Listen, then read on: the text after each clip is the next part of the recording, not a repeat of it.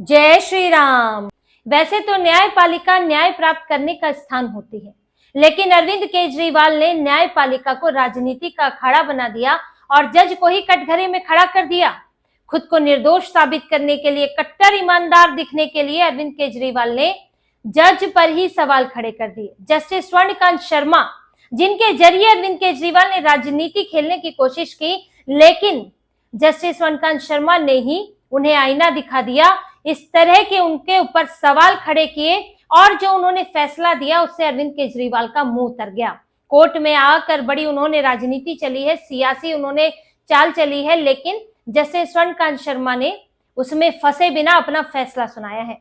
उन्होंने अरविंद केजरीवाल की उस याचिका को खारिज कर दिया है जिस पर अरविंद केजरीवाल ने जस्टिस स्वर्णकांत शर्मा को इस फैसले से, इस केस से हटने का उनसे अपील की थी और कहा था कि वो इस केस पर सुनवाई ना करें, क्योंकि अरविंद केजरीवाल को वो पसंद नहीं है कि वो सुनवाई करे और अरविंद केजरीवाल को आशंका है कि वो निष्पक्ष नहीं रहेंगी, वो पक्षपात में फैसला लेंगी और उसके कुछ कारण गिनाए थे। लेकिन अब उन्होंने फैसला सुनाया जस्टिस स्वर्णकांत शर्मा ने और अरविंद केजरीवाल की हर दलील सुनी, हर बार मौका दिया उन्हें और हर दलील पर एक एक करके उन्होंने जवाब दिया। उन्होंने सबसे पहले तो इस फैसले पर अपनी बातें रखी और फिर अंत में उन्होंने फैसला सुनाया कि वो इससे अलग नहीं होंगी और वो इस केस की सुनवाई निष्पक्षता के साथ, निडरता के साथ करेंगी। उन्होंने कहा कि वो जब ये फैसला ले रही थी तो उन्होंने ये सोचा कि अगर वो अलग भी हो जाएंगी तो क्या होगा, लेकिन फिर मेरे मन में ख्याल आया कि अगर मैं अलग हो गई तो क्या होगा। यहां पर सवाल मेरा नहीं है, यहां पर सवाल न्यायपालिका की गरिमा का है, न्यायपालिका पर उठ रहे सवाल का है और उस गरिमा को बचाए रखना है, न्यायपालिका पर उठ रहे सवाल का जवाब देना है। उन्होंने कहा कि आज अगर मैं इससे अलग हो जाती हूं तो ये न्यायपालिका पर ही सवाल खड़ा हो जाएगा कि ये जो जज है ये पक्षपाती हैं, ये कहीं ना कहीं इनका किसी से जुड़ाव है और ये फैसलों को इनके प्रभावित करता है। उन्होंने कहा कि मेरा 34 साल का करियर है और मैंने निडरता के साथ बिना पक्षपात के फैसले सुनाए हैं और आज एक वादी के ऐसे आरोपों पर जिनका कोई इनसे दूर दूर का रिश्ता नहीं है और जो कोई ठोस आधार पर टिके नहीं है, उस आधार पर अगर ये अलग हो जाती हैं तो ये आरोप सही साबित हो जाते हैं। उन्होंने फिर एक एक करके अरविंद केजरीवाल के सवालों का जवाब दिया। सबसे उन्होंने तो अरविंद केजरीवाल पर ऐसा तंज कसा कि केजरीवाल अपने मुंह दिखाने लायक नहीं है, हालांकि वो बहुत मोटी चमड़ी के हैं। उन्होंने कहा कि आपने मेरे बच्चों को भी इसमें खींचा, क्योंकि आरोप लगाया गया था कि जस्टिस स्वर्णकांत शर्मा के बेटा और बेटी सरकारी पैनल में इम्पैनल्ड है और उनको सरकार की तरफ से केस मिलते हैं क्योंकि जो गवर्नमेंट काउंसिल है उसके अंदर उनका नाम है। उन्होंने कहा कि क्या अगर एक नेता के बच्चे नेता हो सकते हैं, एक नेता की पत्नी भी नेता हो सकती है। अरविंद केजरीवाल की पत्नी ने प्रचार किया था और बस चलता तो नहीं, मुख्यमंत्री भी बना देते तो वो बन नहीं पाई, लेकिन प्रचार का काम खूब किया। अरविंद केजरीवाल की कुर्सी पर बैठकर वो बयान जारी किया करते थे, पीछे भगत सिंह और भीमराव अंबेडकर उनकी तस्वीर होती थी। तो जब एक नेता की पत्नी नेता हो सकती है, बच्चे नेता हो सकते हैं, तो एक जज के बच्चे क्यों नहीं इस कानून के पेशे में जा सकते हैं? वो क्यों नहीं वकील हो सकते हैं या कल को वो क्यों नहीं जज हो सकते हैं? आप ये अधिकार कैसे छीन सकते हैं किसी जज से? आप ये साबित नहीं कर पाए कि मेरे बच्चों का इस केस से क्या संबंध है, क्या मेरा कोई रिश्तेदार इस केस में है, क्या कोई रिश्तेदार इस अदालत में पेश हुआ है, मेरे परिवार का, मेरे जानकार के लोगों का इससे क्या संबंध है?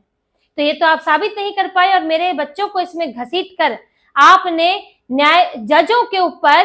जजों के लिए एक मुसीबत आपने खड़ी करने की कोशिश की, एक उदाहरण पैदा करने की कोशिश की। तो क्या जज अब अपने बच्चों को वकालत के प्रोफेशन में ना भेजे? आप तो ये दबाव बना रहे हैं। उन्होंने अरविंद केजरीवाल के एबीवीपी वाला जो कार्यक्रम था, अधिवक्ताओं का कार्यक्रम था, उस पर भी इन्होंने जवाब दिया। उन्होंने कहा कि आपने कहा कि मैं इसमें शामिल हुई, लेकिन क्या मैंने कोई सियासी टिप्पणी की? क्या आप मेरी आज तक की कोई सियासी टिप्पणी दिखा सकते हैं? वो कार्यक्रम था जिसमें महिला दिवस पर चर्चा हुई, जिसमें जो युवा वकील हैं उनसे संवाद हुआ, जिसमें जो नए आपराधिक कानून आए उन पर संवाद हुआ।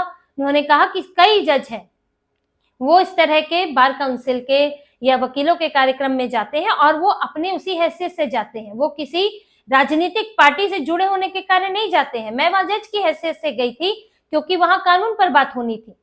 क्या मैंने कोई राजनीतिक बयान दिया? फिर अरविंद केजरीवाल ने अमित शाह के बयान की बात बताई, उस वक्त इन्होंने कहा था।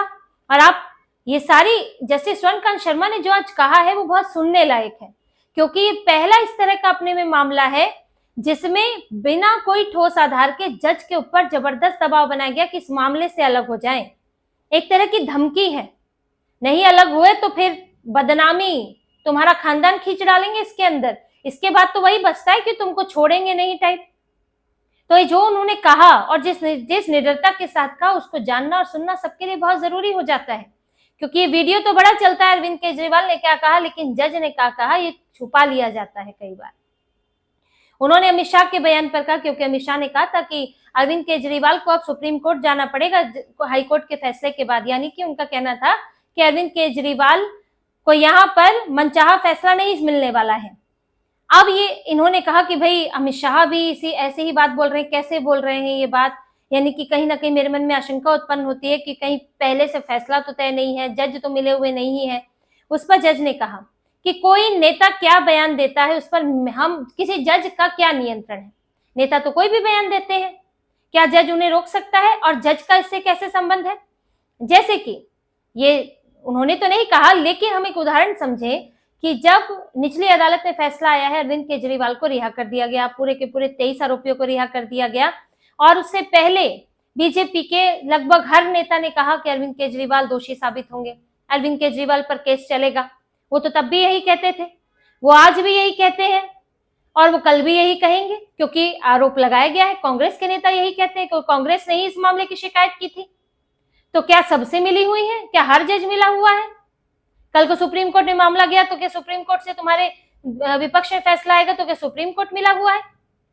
फिर जस्टिस स्वर्णकांत शर्मा ने कुछ उदाहरण बताए कि जब अरविंद केजरीवाल और इस मामले के आरोपियों के पक्ष में उन्होंने फैसले दिए, उन्होंने बताया कि कैसे केजरीवाल और इस मामले में उनके साथियों को पहली ही सुनवाई में जमानत दी गई, ऐसा भी उन्होंने फैसला दिया है। उन्होंने ये भी बताया कि कैसे इनके एक और मामले में एक तरफा सुनवाई में इनके पक्ष में फैसला दिया गया। उन्होंने ये भी बताया कि आप ये नहीं कह सकते हैं कि अगर यहाँ पर कोई फैसला हुआ है जमानत पर और सुप्रीम कोर्ट में वो बदल दिया गया है तो इससे जो निचले जज है वो योग्य नहीं रह जाते सुनवाई करने के, ऐसे तो कई मामलों में होता है। उन्होंने कहा कि जब मैंने जो फैसले सुनाए अरविंद केजरीवाल की अगर या संजय सिंह के किसी मामले में जमानत खारिज की और कोर्ट में अगर जमानत मिली तो कोर्ट ने कहा है कि ये मामले के गुण दोष पर नहीं हो रहा है, फैसला किसी और आधार पर हो रहा है। सुप्रीम कोर्ट ने कभी मामले के गुण दोष पर टिप्पणी नहीं की, और अगर कर भी दे तो क्या निचली अदालत के जज जो है वो बेकाम के हो जाते हैं?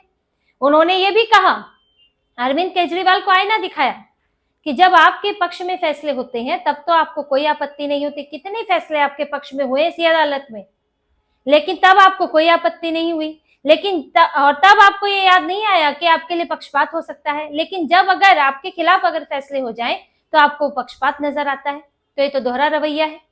और अगर कोई जज इस आधार पर हटने लगा तो फिर तो कोई भी जज किसी मामले की सुनवाई नहीं कर पाएगा। और दूसरी बात ये भी है कि जनता तक आपकी बातें पहुंचने दी, अगर वो इस केस को सुनती ही नहीं और वो शुरुआत में ही खारिज कर देती, क्योंकि ये उनके ऊपर था, रिक्यूजल वो वापस ले या ना ले केस ये जस्टिस स्वर्णकांत शर्मा के ऊपर था। ये बात मुख्य न्यायाधीश ने भी बोली थी और यही इनको लगभग मैसेज सुप्रीम कोर्ट से भी मिला। वो चाहती तो शुरू में रिजेक्ट कर देती, लेकिन आपकी बात कम से कम जनता तक पहुंचने दी। उन्होंने वो आरोप जनता तक पहुंचने दिए जो खुद उनके ऊपर लग रहे थे। और कितने निष्पक्षता चाहते हैं, उनके बच्चों को घसीटा गया, वो किस कार्यक्रम में जाती हैं, क्या करती हैं, ये सब आप घसीट लाए और आपने सबके सामने उनको एक तरह से पक्षपाती घोषित कर दिया। और विरोधाभासी बातें आप बोलते हैं, ये बात उन्होंने भी कही जज ने। एक तरफ आप बोलते कि नहीं आप तो बड़ी रिस्पेक्ट करते हैं मेरी और आपको पक्षपात नजर नहीं आता, लेकिन पक्षपात की आशंका है। तो जब नजर ही नहीं आता तो आशंका कैसे है? तो इतना सब उन्होंने खुद अपने खिलाफ करने दिया, तो अरविंद केजरीवाल अब किस बात का पक्षपात लेकर चल रहे हैं? लेकिन जस्टिस स्वर्णकांत शर्मा ने एक बहुत महत्वपूर्ण बात कही और अरविंद केजरीवाल की पोल खोल दी। उन्होंने कहा कि अब आपकी तो विन विन सिचुएशन है, आपने तो अपने लिए दोनों तरफ जो है जीत की स्थिति बना ली है। अगर मैं इस केस से हट जाती तो भी आप यही बोलते कि हाँ देखो जज मिली हुई थी, जज पक्षपाती है, इसलिए देखो हट गई, फंस गई तो हट गई। ये उन्होंने बोला नहीं, लेकिन इशारा इसी तरफ था उनका, विन विन सिचुएशन से। कि अगर हट जाती तो भी, और हो सकता है अगले जज क्या होते कौन जाने, कौन कोई सेटिंग होती इनकी कौन कह सकता है। और अगर वो नहीं हटी है तो भी ये गाएंगे दुनिया में कि देखो मेरे, अगर इनके खिलाफ फैसला आ गया तब तो ये गाएंगे दुनिया में कि देखो मुझे तो पहले ही मैंने कहा था, मुझे फंसाया गया है। और यही देखिए, असल में अरविंद केजरीवाल की चाल यही है।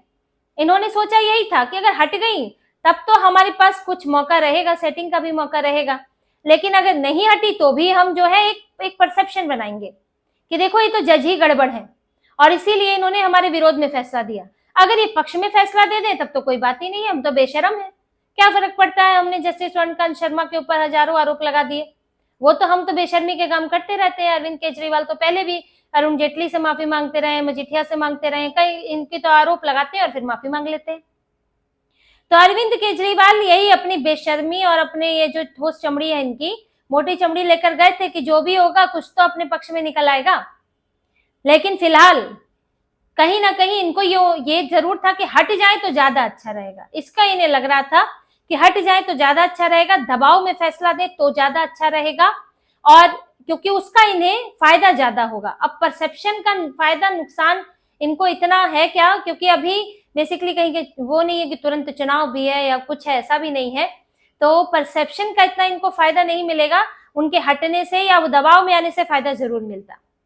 लेकिन उन्होंने कहा कि बिना दबाव के फैसला देंगी, और फैसला क्या होगा ये तो आगे ही पता चलेगा। फैसला अरविंद केजरीवाल के पक्ष में भी आ सकता है, विरोध में भी आ सकता है, या कुछ पक्ष में कुछ विरोध में भी आ सकता है, तो ये तो आगे पता चलेगा। लेकिन फिलहाल पहला मंसूबा तो इनका जो है वो खारिज हो गया। जैसे स्वर्णकांत शर्मा ने एक तरह से इनके मुंह पर उनके फैसले ने तमाचा मारा है, और जो उन्होंने अपनी ऑब्जर्वेशन, अपनी बातें कही, अपनी दलील रखी है, वो अरविंद केजरीवाल के लिए शर्मनाक है। और किसी के लिए भी जो आगे इस तरह से जुडिशरी को अपने मजे में, अपने हाथों में इस्तेमाल, खिलौने की तरह इस्तेमाल करना चाहता है।